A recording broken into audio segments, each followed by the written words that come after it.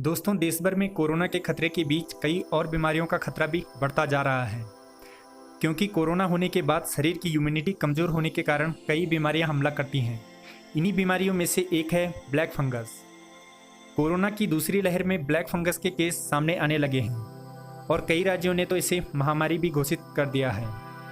देश के कई राज्यों में म्यूकरमाइकोसिस यानी ब्लैक फंगस नई दस्तक के रूप में सामने आया है। रोजाना इसके नए मामलों ने चिंता बढ़ा दी है।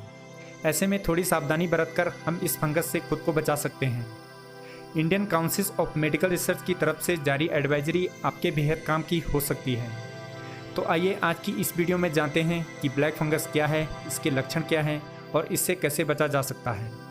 तो आप ये वीडियो इसकी बिल्कुल भी मत कीजिए और वीडियो को लास्ट तक जरूर देखिए।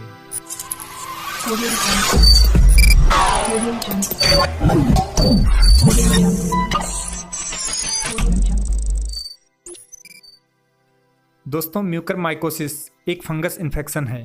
ये फंगस हवा और मिट्टी में मौजूद होता है और ऐसे लोगों में पहुंचकर उनको संक्रमित करता है जिनका इम्यून सिस्टम किसी बीमारी या इसके इलाज की वजह से कमज़ोर हो जाता है।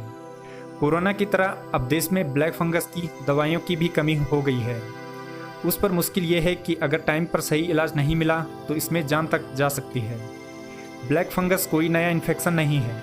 इसे पहले भी हम बहुत बार देख चुके हैं। जो भी मरीज जिनकी इम्यूनिटी बहुत कमज़ोर है, ख़ासतौर पर जिनकी डायबिटीज़ बहुत ज़्यादा है, कैंसर के मरीज हैं या फिर इम्यून सिस्टम कमज़ोर है, उनमें यह फंगस इन्फेक्शन पाया जाता है।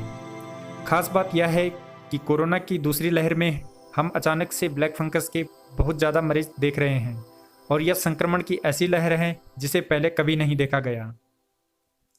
दोस्तों, ये फंगस इन्फेक्शन सामान्य तौर पर हमारे आसपास ही रहती है या हवा में, मिट्टी में या फिर किसी भी नमी वाली जगह में पाई जाती है। लेकिन हमारे पास इम्यूनिटी का एक कवच होता है जिससे यह हमारे ऊपर असर नहीं डालती है। लेकिन जब इम्यूनिटी कम होती है तो यह हमला करता है। कोरोना के बाद इम्यूनिटी वैसे भी कमज़ोर हो जाती है। इसके साथ ही कोरोना के मरीज को स्टेरॉयड भी दिए जाते हैं जिससे इम्यून सिस्टम कमज़ोर हो जाता है। इसके साथ ही अगर शुगर भी कंट्रोल में नहीं आया तो फिर फंगस का खतरा बढ़ जाता है। ब्लैक फंगस पहले भी खतरनाक बीमारी थी और अब भी जो केस आ रहे हैं इनमें अगर सही इलाज नहीं मिला तो इसमें मौत की संभावना 80% तक हो सकती है।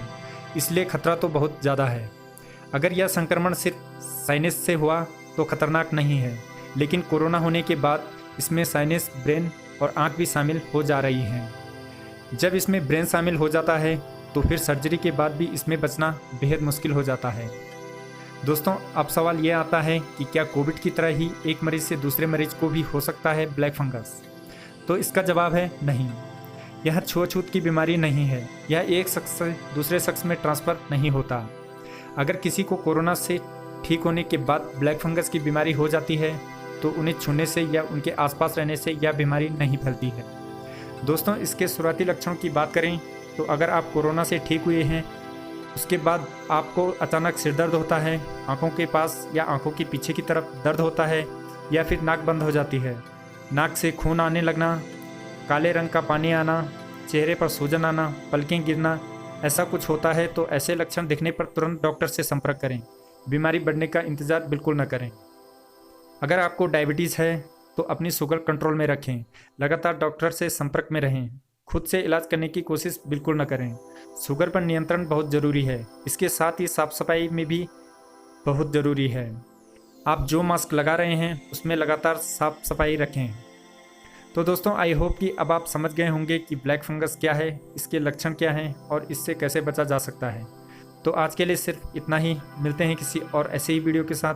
तब तक के लिए धन्यवाद।